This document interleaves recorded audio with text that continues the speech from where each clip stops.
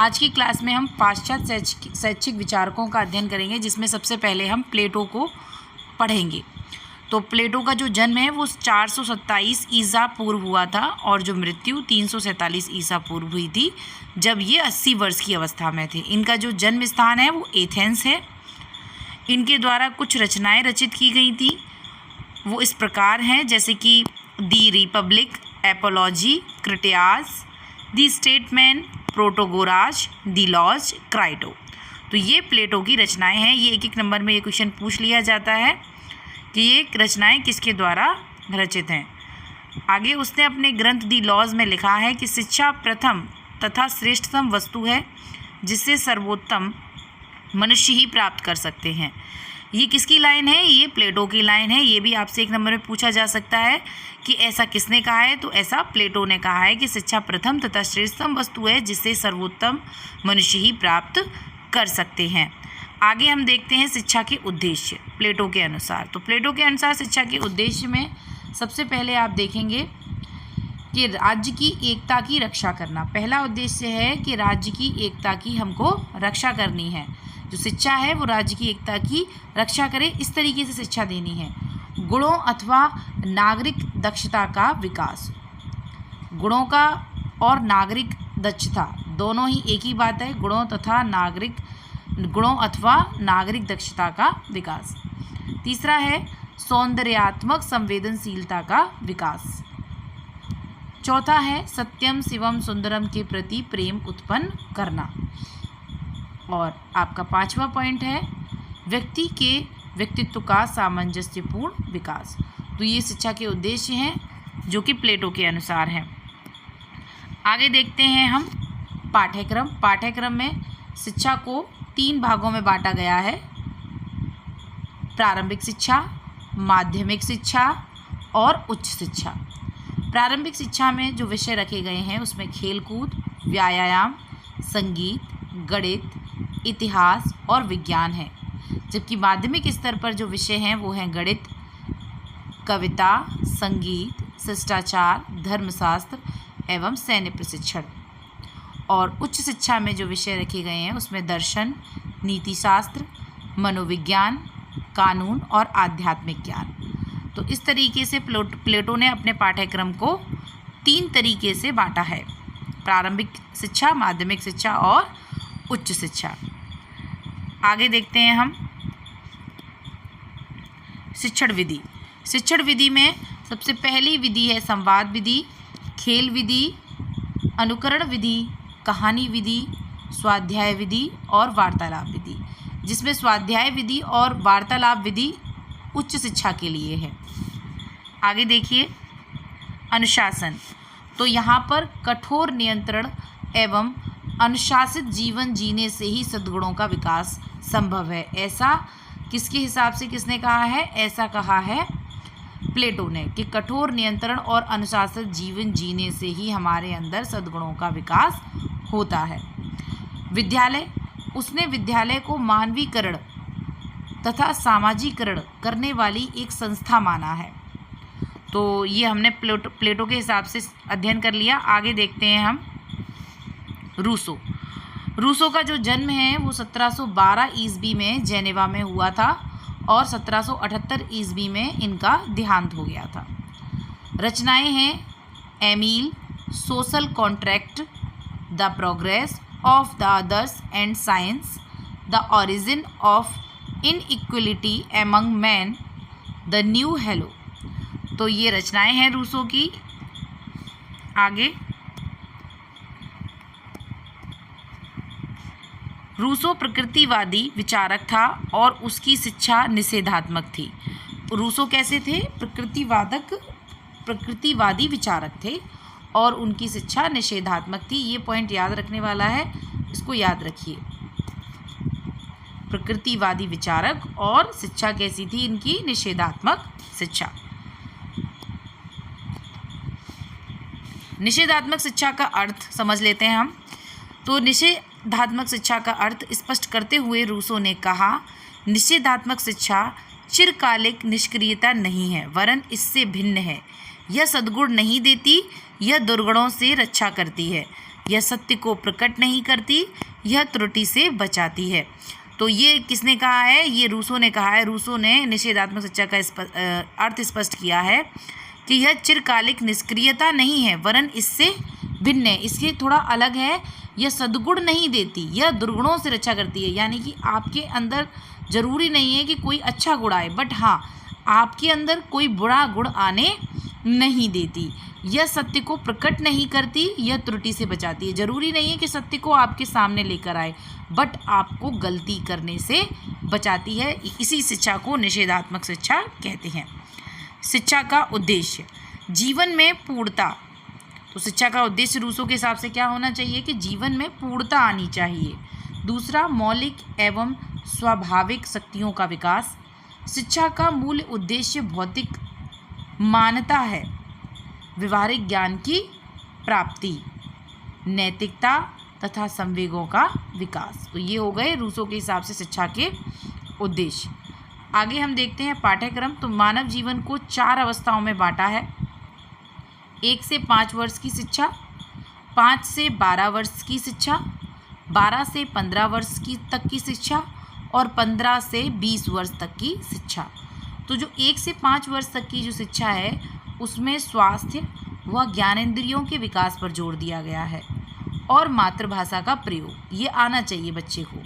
उसके बाद जब बच्चा 5 से 12 साल के बीच का होता है तो अनुभव द्वारा सीखना, भौतिक प्रशिक्षण उसको देना और इंद्रियों का विकास करना। उसके बाद 12 से 15 वर्ष तक की जो शिक्षा है विज्ञान, भाषा, गणित, चित्रकला, संगीत, व्यावसायिक शिक्षा उसको दी जानी चाहिए। उसके बाद 15 से 20 वर्ष के बालक के लिए सामाजिक संबंधों की शिक्षा, संगीत, कला एवं कामशास्त्र की शिक्षा। आगे हम देख लेते हैं रूसो के हिसाब से शिक्षण विधि। तो ये एक प्रकृतिवादी थे, तो इनकी शिक्षण विधि भी उसी तरीके से हैं जैसे कि करके सीखना, निरीक्षण द्वारा सीखना, अन्वेषण द्वारा सीखना, स्वानुभव द्वारा सीखना और प्रयोग द्वारा सीखना। तो ये सारी शिक्षण विधियाँ हैं। आगे देखते हैं अनुशासन। प्राकृतिक परिणामों द्वारा अनुशासन के सिद्धांत में भी विश्वास है। यानी कि कहने का मतलब ये है कि प्रकृति आपको खुद ही सिखा देगी, आपको खुद ही उसका पॉजिटिव और नेगेटिव आपको रेस्पॉन्स मिलेगा। जब आप कोई भी क्रिया करेंगे तो उससे आप खुद ही अनुशासन में आ जाएंगे। तो प्राकृतिक परिणामों द्वारा अनुशासन के सिद्धांत में भी विश्वास है। प्रकृति को ही बालक का सच्चा शिक्षक माना है। विद्यालय ऐसा हो जिससे बालक के विकास के लिए उचित वातावरण हो, जो बालक के विकास को उचित वातावरण दे सके, विद्यालय ऐसा होना चाहिए। तो अभी तक हमने 2 शैक्षिक विचारकों का अध्ययन किया है, जिसमें सबसे पहले हमने प्लेटो को पढ़ा, उसके बाद हमने रूसो को जाना और अब हम पढ़ेंगे जॉन डीवी। तो अब हम जॉन डीवी के बारे में पढ़ेंगे। तो जॉन डीवी का जो टाइम पीरियड है वो 1859 से 1952 है। इनके द्वारा कुछ किताबें हैं लिखी गई।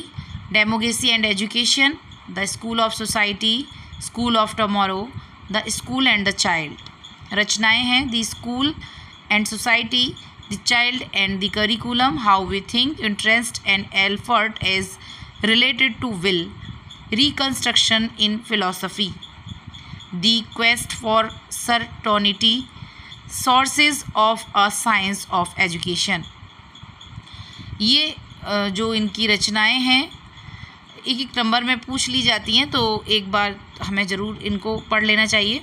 आगे देखते हैं। शिक्षा अनुभव के पुनर्निर्माण व पुनर्रचना का एक क्रम है जो कि मनुष्य की क्षमता में वृद्धि करने के द्वारा अनुभव को और भी अधिक सामाजिक महत्व प्रदान करती है। ये किसने कहा है? ये जॉन डीवी ने कहा है कि शिक्षा अनुभव के पुनर्निर्माण एवं पुनर्रचना का एक क्रम है। एक क्रम है जो चलता रहता है, जो कि मनुष्य की क्षमता में वृद्धि करने के द्वारा अनुभव को और भी अधिक सामाजिक महत्व प्रदान करती है।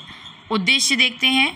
बालक का सर्वांगीण विकास, बालक को महत्वता, गत्यात्मक निर्देशन, बालक का सामाजिक विकास, ये उद्देश्य हैं। पाठ्यक्रम। डीवी शिक्षा प्रक्रिया के 2 अंग मानता था। डीवी शिक्षा प्रक्रिया के 2 अंग मानता था, मनोवैज्ञानिक और सामाजिक अंक। तो सामाजिक अंक के अनुसार डीवी के चार सिद्धांत दे रखे हैं सामाजिक अंग के हिसाब से। उपयोगिता का सिद्धांत, नमनीयता का सिद्धांत, अनुभवात्मक सिद्धांत और जीवन से निकटता का सिद्धांत। आगे अनुशासन, तो डीवी अनुशासन की परंपरागत धारणा के विरोधी थे। जो परंपरागत तरीके से बच्चों को दंडित किया जाता था उसके डीवी विरोधी थे। शिक्षण विधि, परंपरागत शिक्षण विधियों के विरोधी थे। बालक क्रिया द्वारा, स्वानुभव द्वारा, खोज द्वारा तथा प्रयोग द्वारा सीखे। डीवी की जो शिक्षण विधियाँ थी वो ऐसी थी कि बच्चा खुद करके सीखे, ना कि पुराने तरीके से जो चला आ रहा है बस उसी पैटर्न को सब आगे बढ़ाते जाएं, ऐसा नहीं होना चाहिए। आगे, शिक्षक सामाजिक वातावरण के निर्माता के रूप में होता है, ऐसा डीवी का मानना था और डीवी ने विद्यालय को एक सामाजिक संस्था माना था। आगे हम देखते हैं फ्रॉबेल। तो फ्रॉबेल का जो जन्म है वो 21 अप्रैल सन 1782 में हुआ था। इनकी कुछ रचनाएं हैं, education of man, mother and play songs, education by development, pedagogy of kindergarten. शिक्षा को मनुष्य को स्वयं के संबंध में स्पष्टता प्राप्त करने के लिए अग्रसर एवं निर्देशित करना चाहिए। तो किसके विचार हैं? ये फ्रॉबेल के विचार हैं कि शिक्षा मनुष्य को स्वयं के संबंध में स्पष्टता प्राप्त करने के लिए अग्रसर एवं निर्देशित करे। फ्रॉबेल के अनुसार शिक्षा का मुख्य उद्देश्य भक्तिपूर्ण, शुद्ध, कलंक रहित पवित्र जीवन की प्राप्ति करना है। पाठ्यक्रम 4 भागों में निर्धारित किया इन्होंने। धर्म तथा धार्मिक निर्देश, प्राकृतिक विज्ञान एवं गणित, भाषा और कला, 4 भागों में अपने पाठ्यक्रम को बांटा है। तो धर्म तथा धार्मिक निर्देश में एकता तथा ईश्वर संबंधी भावनाएं उत्पन्न करने के लिए ऐसा पाठ्यक्रम है। दूसरा है आध्यात्मिक अंतर्दृष्टि तथा विकास का ज्ञान कराने के लिए। और तीसरा देखेंगे आप अभिव्यक्ति एवं संप्रेषण विकास के लिए भाषा का विकास होना बहुत ज़रूरी है। कला, संवेगात्मक एवं कलात्मक विकास हो, इसलिए कला। तो इस तरीके से ये इनका पाठ्यक्रम है। शिक्षण विधि 3 प्रकार की क्रियाओं का वर्णन किया है, आत्मक्रिया, सामाजिक क्रिया और खेल क्रिया। शिक्षक को मात्र विद्यार्थी को उत्तेजित करना है, उसका निरीक्षण करना है, विद्यार्थी उत्तेजित होकर स्वक्रिया करने लगेगा। ये किसने कहा है? फ्रॉबेल ने कहा है। अनुशासन, फ्रॉबेल ने संपूर्ण अनुशासन पद्धति का आधार बच्चों में व्यवसाय के प्रति प्रेम, पारस्परिक सहयोग एवं सद्भावना माना है। तो फ्रॉबेल ने संपूर्ण अनुशासन पद्धति का आधार बच्चों में व्यवस्था के प्रति पारस्परिक सहयोग एवं सद्भावना माना है। इनके बाद हम अध्ययन करेंगे मारिया मोंटेसरी का। तो मारिया मोंटेसरी का जो जन्म है वो 1870 ईस्वी में इटली में हुआ था, मृत्यु 1992 में हुई थी। इनकी कुछ रचनाएं हैं, the Montessori method, the advanced Montessori method, the discovery child, the secret of childhood, the child training. ये मारिया मोंटेसरी की रचनाएं हैं। बालक के जीवन के स्वाभाविक विकास में दी जाने वाली सक्रिय सहायता को शिक्षा समझा जाना चाहिए। ये किसने कहा है? मारिया मोंटेसरी ने कहा है कि बालक के जीवन के स्वाभाविक विकास में दी जाने वाली सक्रिय सहायता को शिक्षा समझा जाना चाहिए। उद्देश्य इनके हिसाब से डॉक्टर मारिया मोंटेसरी विशेष रूप से 3 से 7 वर्ष तक के आयु के बच्चों की शिक्षा से संबंधित हैं। यहाँ पर ये एक अलग कथन है कि इन्होंने स्पेशल 3 से 7 वर्ष तक के आयु के बच्चों के लिए शिक्षा से ये जुड़ी रही हैं, इससे ही संबंधित हैं ये। तो इन्होंने जो उद्देश्य दिए हैं वो इस तरीके से हैं, जन्मजात शक्तियों का विकास होना चाहिए, कर्मेंद्रियों एवं ज्ञानेंद्रियों को प्रशिक्षित करना, वातावरण के साथ समायोजन करना और उनका नैतिक विकास करना। आगे पाठ्यक्रम रचनात्मक एवं क्रियात्मक कार्यों को स्थान दिया, क्योंकि उन्होंने 3 से 7 वर्ष के मंद बुद्धि एवं असाधारण बालकों की सेवा एवं शिक्षा की व्यवस्था पर ध्यान केंद्रित किया था।